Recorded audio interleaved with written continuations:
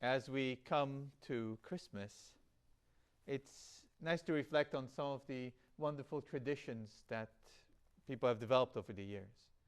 One such tradition is a lot of families like to make Christmas cookies. And as they put together the different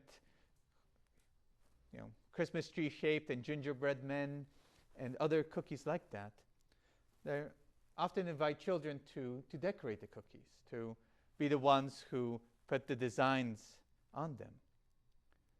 And the parents don't actually ask the children because they can't do it themselves.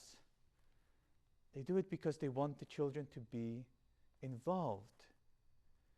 They care for their kids, and they love seeing them take part of something good and beautiful, something they're going to be able to enjoy later, so that when they're eating that cookie, they can say, "See this tree? I decorated this Christmas tree cookie."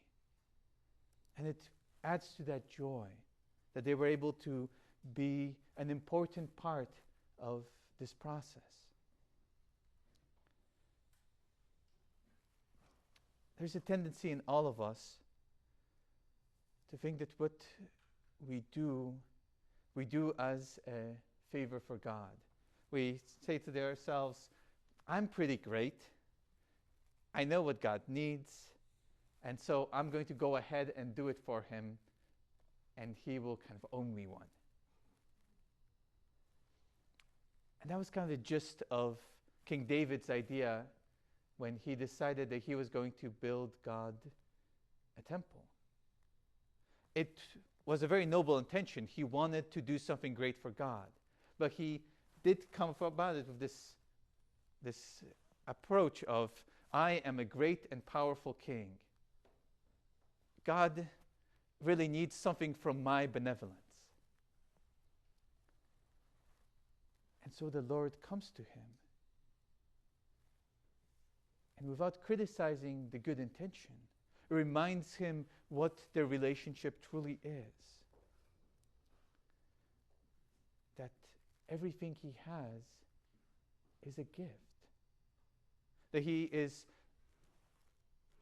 the one that the Lord has chosen, the one that the Lord has poured out great graces upon. And that he has so much more in store for David than David can even imagine. That their relationship isn't one of two equals taking turns doing something nice for each other. Rather, it's a relationship between an almighty Father and a cherished child. God wanted him to remember that he is loved, that all God has done for him is there for his good. And it's the same with us.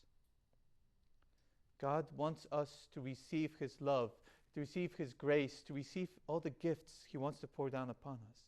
He wants us to be perfectly happy and is willing to give us all we need to make that happen. Part of that happiness comes from being involved in his work, in helping to bring salvation to others, to help others feel and receive the love of God. Because we are designed to love. It is by being close to each other, by being good to each other, that we become most perfectly who we are.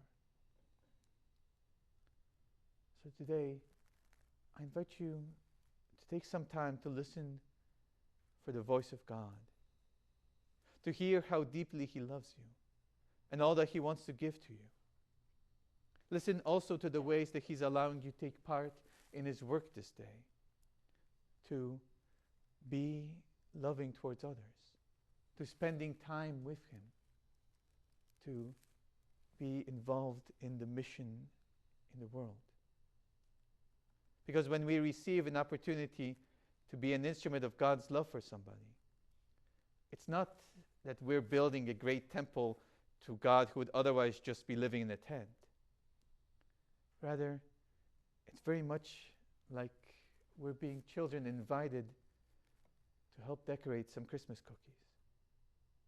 We're being given an important part of a wonderful job by a loving Father who could do it all on his own, but rejoices to see us able to make something great with his help, something that will make this world better and that we'll be able to enjoy for all eternity in the life to come.